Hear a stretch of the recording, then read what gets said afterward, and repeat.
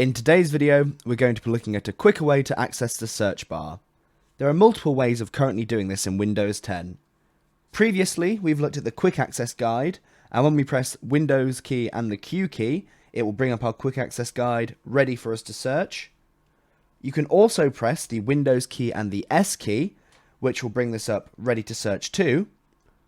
Or alternatively, you can just press the Windows key and search from this box too.